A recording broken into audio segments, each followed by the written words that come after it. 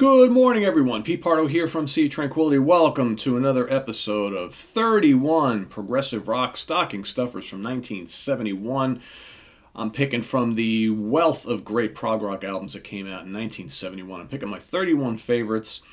Each one hopefully will find a home in one of your stockings hanging up on your mantle or on your fireplace this year in the Christmas season. Today we have arrived at day 7, my 7th pick for the month, actually my 8th. Because, of course, if you've been watching, I cheated a little bit a couple days ago on the Yes episode, so you're actually getting 32 this month, but that's okay. Shh, don't tell anybody. Today, this is a great one. This one came out April 8th, 1971 on the Durham label, produced by David Hitchcock. I'm talking about the third album by English prog rock / Canterbury legends, Caravan in the Land of Grey and Pink. And how about that unbelievable J.R.R. Tolkien-inspired artwork on this album? There are the guys kind of walking along there. Of course, this is the probably the classic lineup of the band, right? We've got Richard Sinclair on bass guitar, acoustic guitar, and vocals. You've got Pye Hastings on electric guitars, acoustic guitars, and vocals.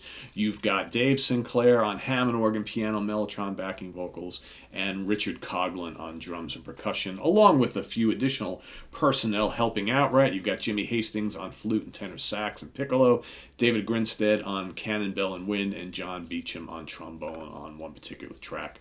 Like I said, produced by David Hitchcock, engineered by David Grinstead, John Punter, and Derek Varnels.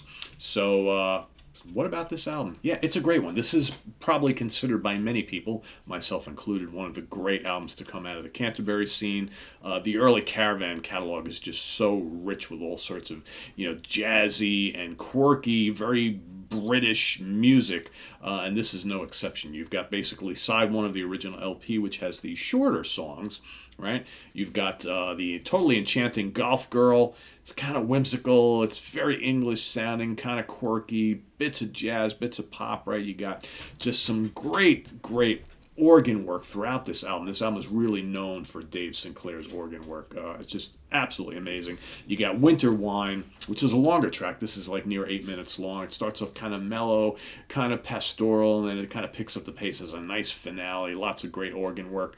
Love to Know You and Tonight's Pigs Will Fly is short and sweet and charming, just like this band. Charming just kind of fits this band, right? And then the title track, In the Land of Grey and Pink, which is a really cool, kind of very 60s psychedelic sounding track, right? Which a lot of the early Canterbury bands on their first couple albums, so we're talking late 60s, early 70s, carried over a lot of that psychedelic music from, not only here in the States, but also in the UK. And this song in particular is very much so. But again, nice instrumentation, great organ. That leads into side 2, which of course is the big, epic 9 feet underground, nearly 23 minutes long of, how many movements we got? 1, 2, 3, 4, 5, 6, 7, 8 movements in total. Takes you on all sorts of twists and turns. Again, has all the characteristics that we really love about this band. But man, some absolutely lengthy, soaring organ solos from Mr. Sinclair, and he's got this real edge. I mean, there's like the organ, the Hammond organ just roars on here. But it's interesting how, like, at times he's got more of like he's got a horn thing going on, right? He's playing around with different tones and stuff. At one time it sounds like a horn, another time it sounds like a fuzzed out electric guitar. Just amazing stuff, and it just kind of goes and goes and goes, and it's just it's so good. And the band's just cooking, the rhythm's cooking underneath. An amazing track. One of the great prog rock epic songs from the 70s that I think just doesn't get enough attention. It's really a good one. It's absolutely the highlight of this album, but the rest of the tracks on side 1 are really, really good as well. And then if you get the reissues, you get great session tracks that were left off the album, like I Don't Know Its Name and Aristocracy, which is really cool. Just a great album. A really good album, In the Land of Grey and Pink. Sadly, I have only really gotten into Caravan like in more recent years. They were a band I always knew of all throughout the last 30, 35 years, since I really got heavy into prog. And I had like a really nice 2-disc compilation for many, many years. And I always thought that was kind of good enough. And then as I start to experiment a little bit more, I realized that how really really good this band is, especially the early part of the catalog. And I love the fact how different they are from, your Yeses, your Genesis, your King Crimson, ELP, and so on and so forth. They really have this kind of unique thing going on, which I really appreciate. And there's, like I said, a certain charm to them. So In the Land of Gray and Pink is my pick for today. Let us know what you think about this great album in the comments below, and visit us on the web at www.seaoftranquility.org.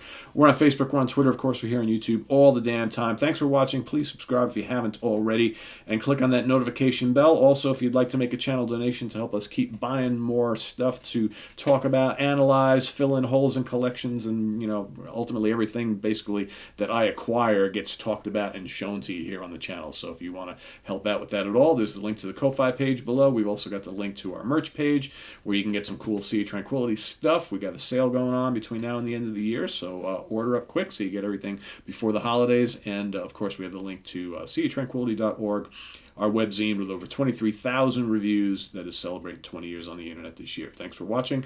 I am Pete Pardo. We'll see you tomorrow with another one. All right, take care. Make sure to tune in to the Hudson Valley Squares last night. Tonight is in the prog seat. That's right. Get my day straight here. So thanks for watching, and I'll see you later on. Bye-bye.